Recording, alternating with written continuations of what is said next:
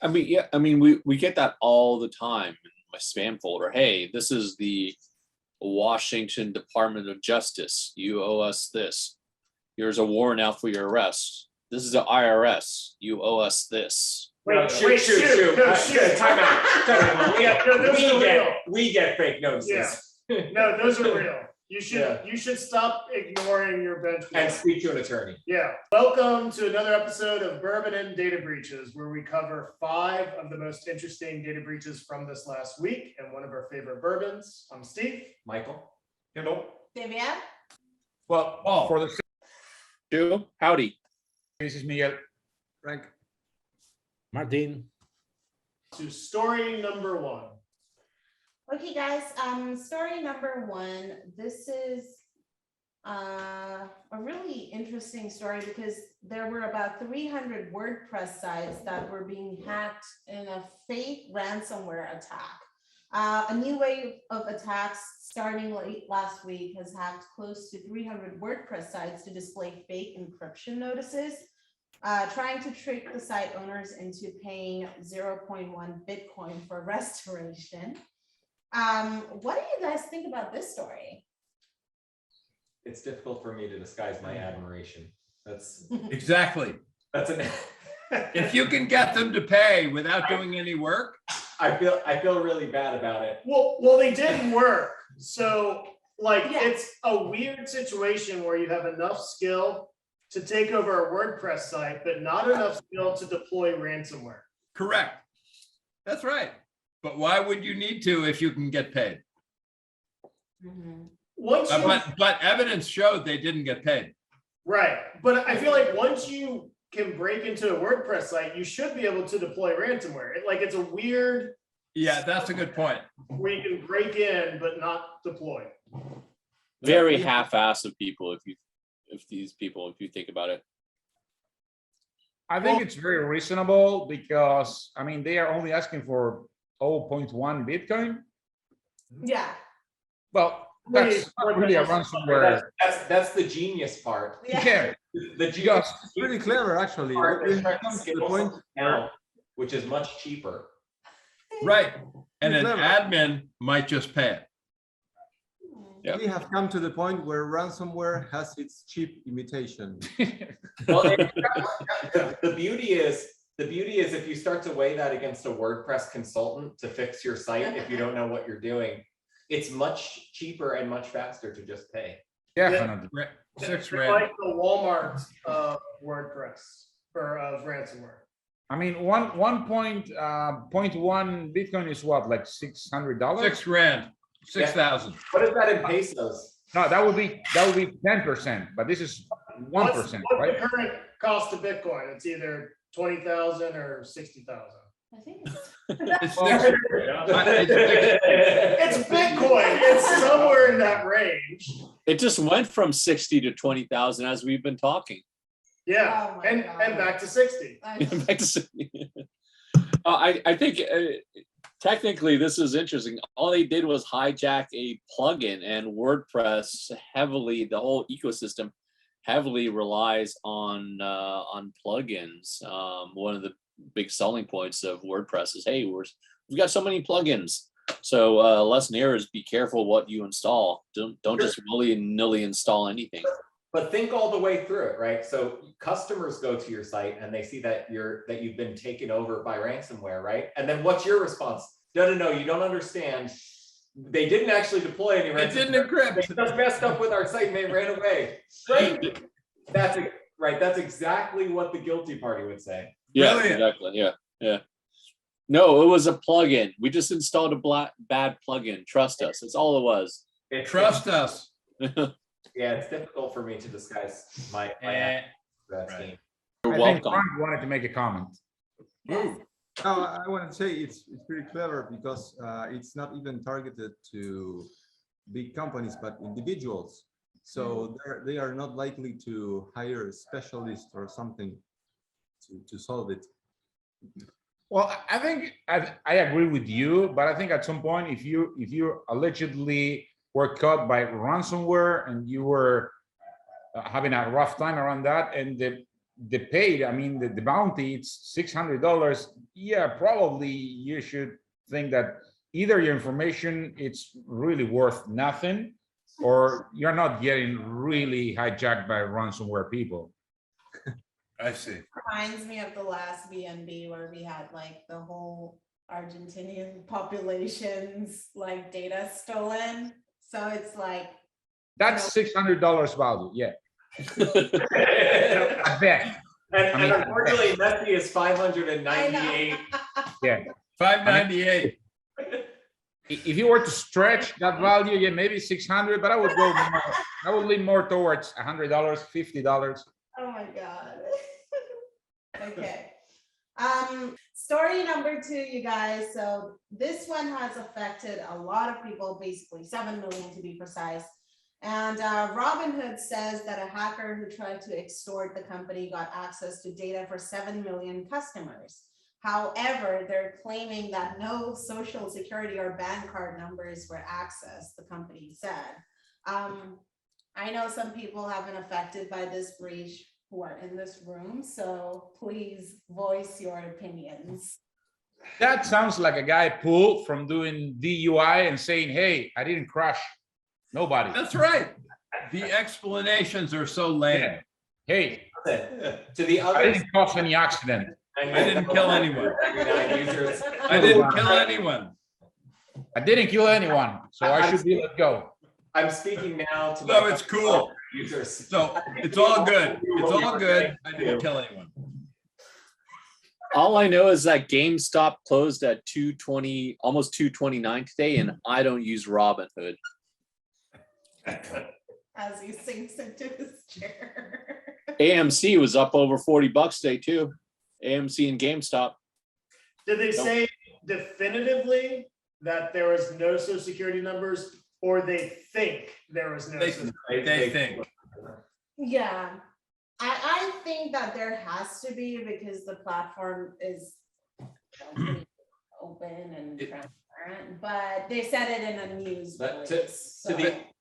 To the other 6,999,999 users who were also affected, I think we all knew what we were getting into when we got that free invitation over text with a free share of whatever company we decided on, and so I can't say I didn't have it coming.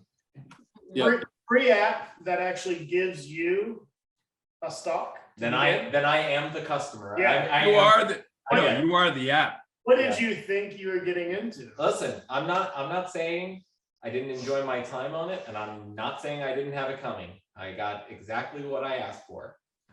Okay, so And for about 310 people, additional personal information, including names, date of birth, and everything was exposed, but no social security number or like that. Yeah. So this is my problem. If someone can say your social was not stolen, Mhm. but they can't say exactly what was stolen, we have a problem. Like all of these companies hire lawyers to say, well, there may have been exposure to your date of birth and first and last name, but we don't know for sure. So we're not obligated to give you identity theft protection. Mhm. But we know it wasn't your social. There's a disconnect there, because if Yeah. they may have exposed one thing, like, and they don't know what the hacker did or how deep they penetrated or what they exfiltrated. There's no way they know that unless they can definitively say what was taken. And if they can say in 391 cases, it was this and not that, Mhm. they know. I think they know. Yeah, but they don't disclose it. It's That's the Of course not. is if you can disclose what was not stolen, then you should be legally required to say 100%. was. Let's agree that a much better corporate strategy is just to be upfront, get out ahead of it, tell every single affected user what's up, Mhm. Yeah. and people will respect you much more for it. Yeah. And how about not waiting 6 months or whatever, right? And I also want to say that this happened due to an unauthorized third party who socially engineered a customer support employee by phone. I'm absolutely Social shocked. Engineering the call center. love it. It's the #1 vector, baby. social engineering. It's helps no accident. your business. People are easy to hack. The bad one. Yeah. Did I'm you- Yeah. shocked that this would happen to Robinhood. Absolutely Shocking. shocked. Oh It's my God. shocking. So let's start with our bourbon break.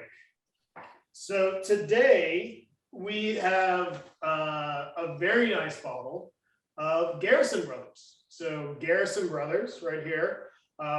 Garrison Brothers is typically out of our budget. So we got the boot flask, which is a fun little way to stretch your budget to a nice bottle when you're only buying half a bottle. So Garrison Brothers Boot Flask is a Texas straight bourbon whiskey, and it's 94 proof, and it's born and bred in High, Texas. Divya, tell us more about Garrison Brothers. Okay, you guys, so the 94% proof bourbon, the boot flask is a convenient size. It's 375 milliliters, and it's a small batch bourbon whiskey from Texas. On Total Wine, it says that it's an award-winning bourbon whiskey that you've always enjoyed or wanted to try, but now in a handy little bottle, designed to fit inside your most comfortable pair of boots. Which is kind of nonsense. I know. That is crazy. It is. I would not put this in a shoe of any sort. No way. That is nuts. Mhm. Also on the tasting notes, you have subtle nose of golden delicious apple, meat, and honey. Sweet floral. Apple meat, is that meat that's flavored with apple or the meat of an apple? It's ambiguously fabulous. I think it's the meat of an apple. Apple meat. Come on, man. They have springtime flavors of honeysuckle and orange candy, yellow pound cake, baking spices, lemon gumdrops, and sugar cookies. Long and engrossing finish. Sure. On the nose, I'm getting a lot of corn, sweet corn. I guess I could see some of like the sugar cookie and baking Maybe spices. yellow pound cake. Yeah, like some of the baking stuff, sort of. It's really spicy on the nose, but it really doesn't finish that way, and it has a very short finish. I'm not getting a lot of aftertaste. I mean, it's spicier than I like, but actually I find it very drinkable.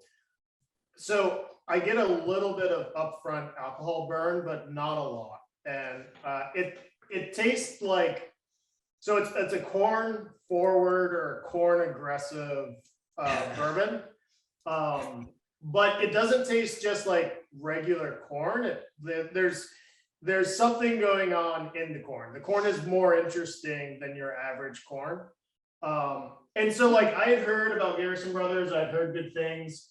I didn't expect it to be so focused on the corn. Usually when you think of like a premier bourbon, you're thinking of something that's got more oak notes or like vanilla notes. It's more of a aged, well-rounded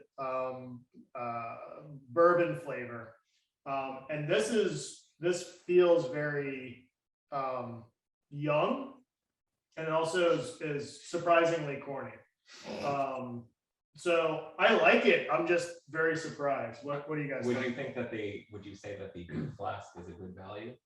So the boot flask is a great way to take a small budget and buy something you really want. It's like, hey, I'm allowed to spend up to this, so I'll buy a half bottle.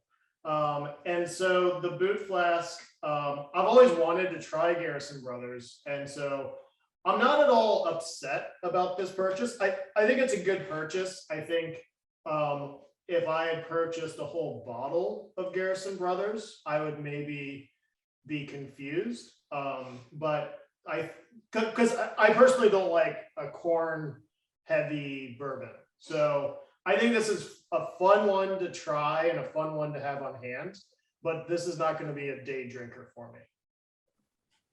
Wait, I have a question. I mean, the price that we saw in Total Wines, the one that Divya showed, is that for the flask? Mm-hmm. Yes. That's for the half bottle. Yeah.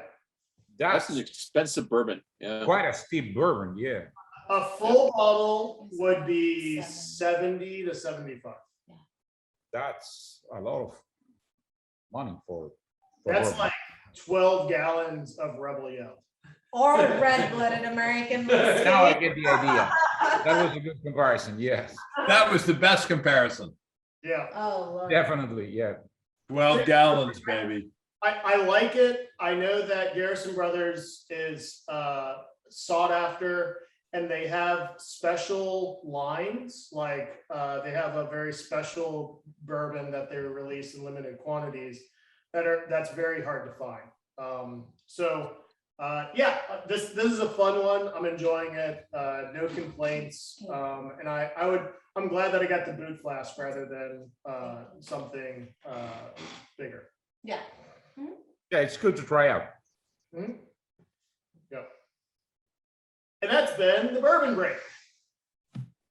All right, Debbie. Okay, story number 3, you guys. So this is pretty much tied in with the previous story about where Stevie pointed out that people do not disclose what has been stolen. And in this case, Eskenazi patients receive a letter in the mail alerting them about a cybersecurity breach 6 months ago. So what they also said in the letter, and it's snail mail, so maybe your date of birth, name, age, address, physician name, insurance information, prescriptions, license number, social security, credit card information could have been impacted. So they thought that it was a better plan to send out this letter 6 months ago, and it appears to be that they don't have any remorse about this. So what do you think about it? In shameless self-promotion, do you know when we had this one? So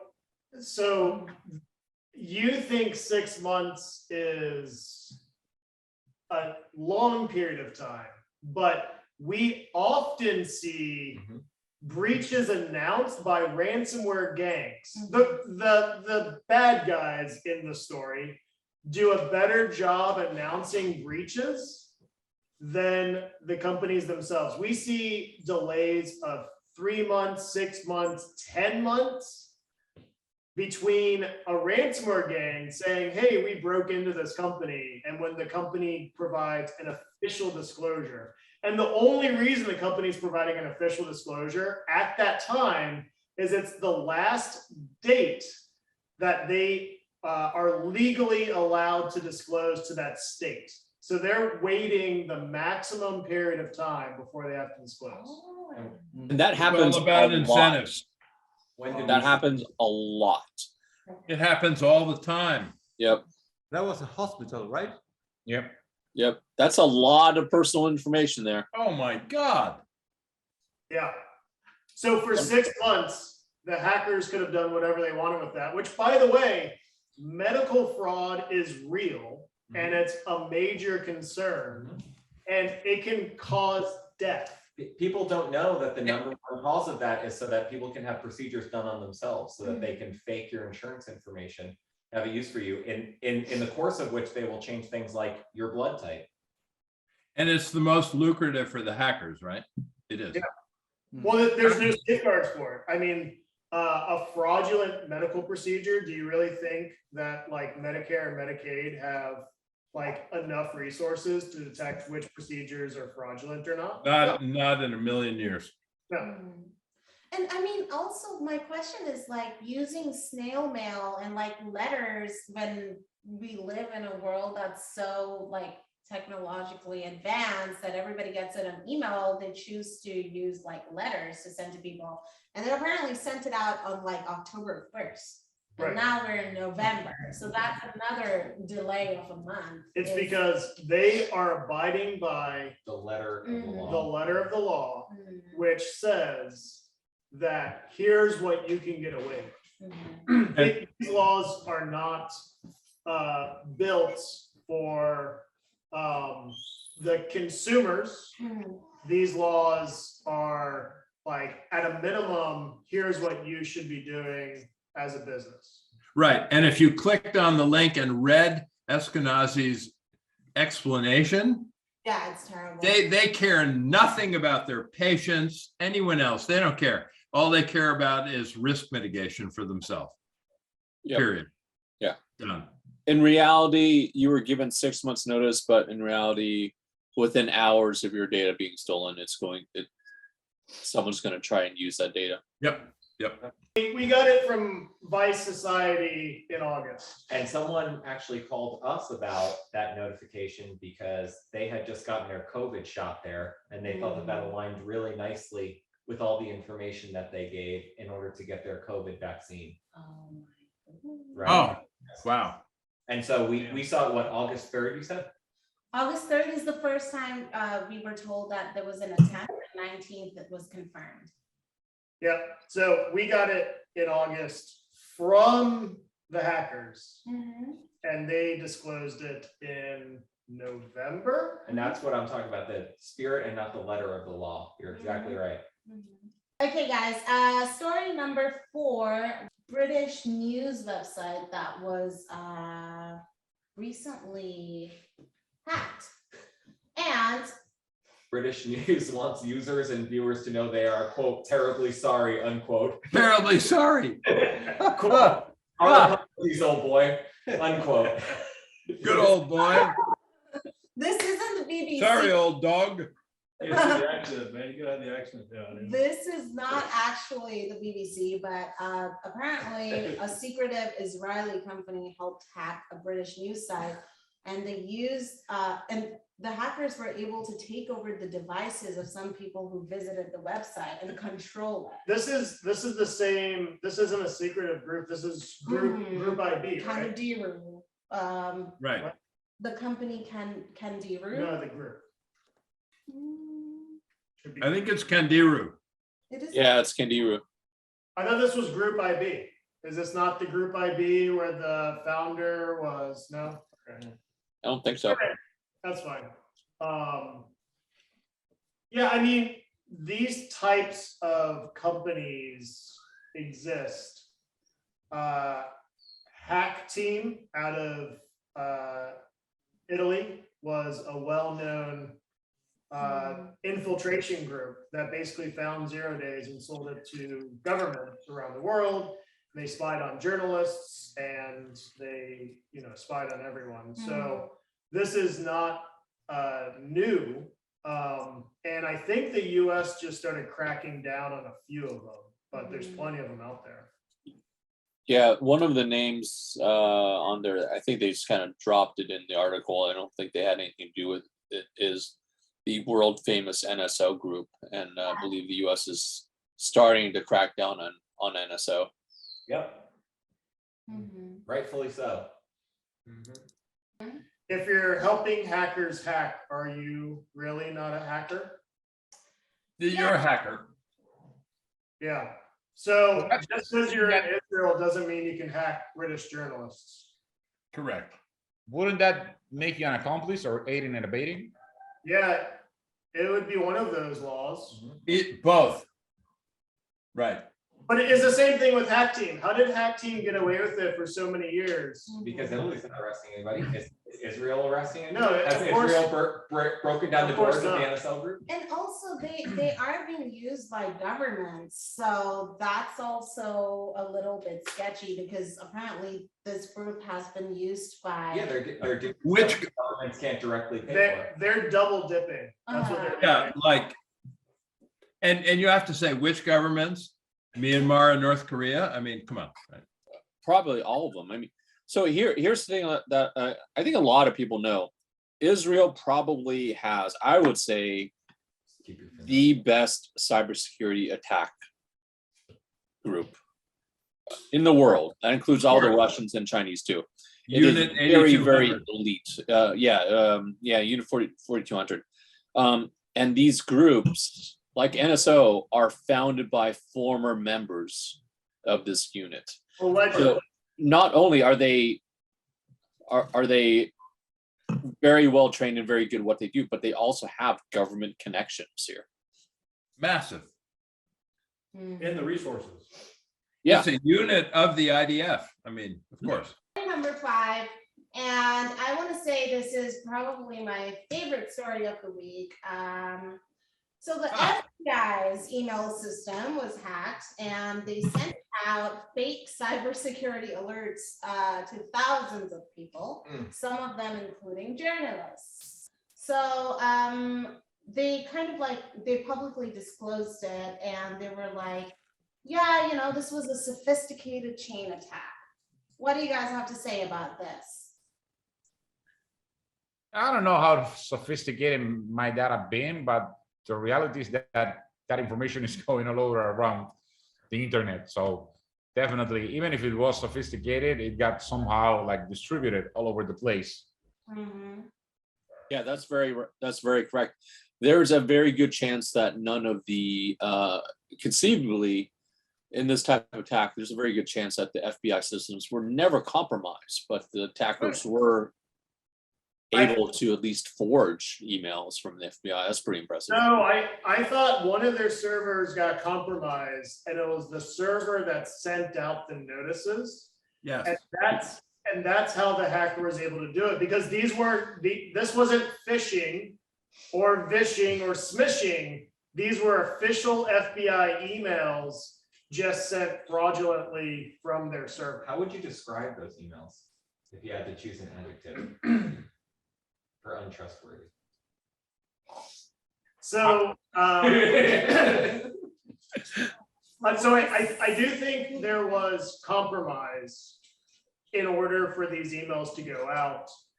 They just compromised the server that would send out notices. I found it interesting that the FBI sends out notices if they believe you're compromised. I cannot attest for the validity of those emails, but I know for a fact, we all do actually, that there are a bunch of emails that are from the FBI allegedly going around throughout all the websites. I also find it interesting that it was only a few months ago that the federal government was hacking into servers to apply exchange patches. And yet their own servers get compromised like this. I also find it interesting that the same federal government was just laying out guidelines of why and how not to pay ransom in case you're taken over. My, how the turntables. And they're claiming that it's a software misconfiguration that temporarily allowed an actor to leverage the law enforcement enterprise portal to send fake emails, but no. Yeah. The leap, they call it the leap. Yeah. It's like blah, blah, blah, blah. Yeah, it's like I The leap. Exactly. The fact that you notice it, and only 2 pies are missing from the fridge, but I highly doubt that anybody was able to access my house. Yeah, it's a bold position to say I can hack into you when you're vulnerable, but when I get hacked, it was a temporary misconfiguration. That's all it takes. Hey, Shu, what are your thoughts on emergency powers? She once told me he thought the government was a temporary misconfiguration. That's right. That's damn right. Yeah, man. Who was that? That was Paul. Oh, okay. Shu thinks all taxation is without representation. Yeah. Texas succession. Martin, give us your thoughts on the FBI. Okay, now I think if the FBI was hacked, we are all in trouble, and they must be looking for new engineers and people working for them, because it's pretty heavy. I know. That's the introduction trio right there. FBI is like a top level security. That's a story. That's a story. Allegedly, Right. allegedly, Allegedly. yeah. I mean, if the FBI gets hacked, what's left for the rest of us? Well, that's again allegedly top level. Yeah, I saw movies. No, that's the movies. They are very comment It's on like the Jack's. security. They are very smart in the movies. Yeah, yeah, I know. Man, you guys give the FBI. Hey, Shu, are you afraid of the ATF? Probably should Maybe a be. little bit more, yeah, than the Probably should be. Silence on that one. Yeah. Well, we don't. Here's alcohol, tobacco, and firearms. He says, yes. Yes. Yeah. Or please. I'm not Yes, worried all- about the all alcohol three. and the tobacco. That wasn't a menu. I don't care about the alcohol and the tobacco. This has been an episode of Bourbon and Data Breaches. If you like what you saw today, please like, comment, and subscribe. If you hated everything you saw Then we're today, terribly sorry. argue with those people and like, comment, and subscribe. Until next time.